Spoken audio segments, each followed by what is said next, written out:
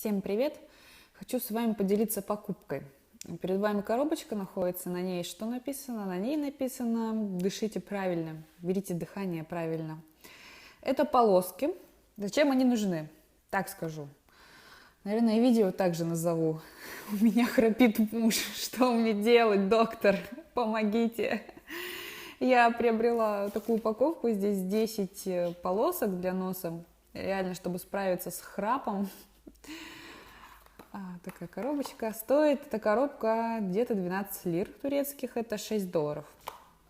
В ней 10 вот таких пластырей. Так это они выглядят. Очень-очень сильная клейкая поверхность здесь под пленочкой. А снаружи пластырь такого телесного цвета. И в нем такие, как бы сказать, вот видите издалека, вот две пластмассины, можно так назвать, как картон, что среднее между картоном и пластмасской. Здесь прилагается инструкция.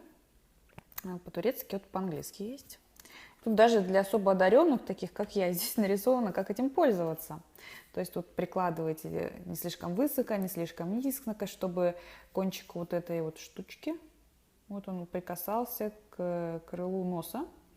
Для начала обработаете нос, протрите, затем прилепите правильно и тому подобное. И, собственно, здесь рассказано, как это работает, how they work. Стоит ли покупать и вообще помогает эта штука или нет? Мы купили, попробовали. Как это работает? Объясню проще. Эта штука лепится на нос, и когда человек берет дыхание, дышит, да, храпит во время сна, вот эти вот пластмассовая штучка фиксирует ноздрю, и он не так сильно берет дыхание, то есть не так много воздуха, и поэтому звук самого храпа как бы не такой сильный, но он все равно остается. Вот это по факту штука не помогает. Звук такой, знаете, храпит мой вообще атас, я не знаю, девочки. Поначалу это было ха-ха-хи-хи, но уже просто в последнее время я уже спать не могу, это невыносимо. У него проблема с храпом из-за сломанной перегородки, скривленной носа. И, в принципе, у него была год назад операция на пазухе, поэтому причина-то ясна. И, скорее всего, если мы пойдем к доктору, есть такая операция, когда подрезают там в гортани, да, знаете, вот эту штучку, которая болтается, там делает звук-то, да, храпеть. Если мы пойдем и сделаем эту операцию, нам это не поможет, потому что там просто проблема вообще с костью, там нос надо ломать. И вот эта штука, в общем, нам не помогла. Звук все равно остается, храп. Такой, знаете, просто как сопит очень сильно, и перерывается в храп. Просто не настолько противно, наверное, сильно, не так уши режет, да, но все равно звук остается и не помогает. Это очень неудобно.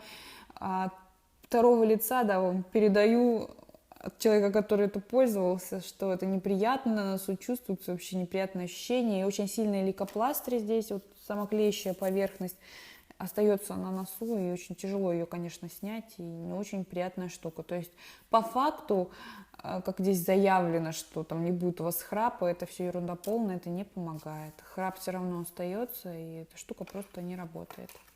Здесь что-то по-турецки здесь. Да, здесь есть разные размеры, есть нормальный, большой. Вот видите, типа он придавливает нос здесь на картинке, и все понятно.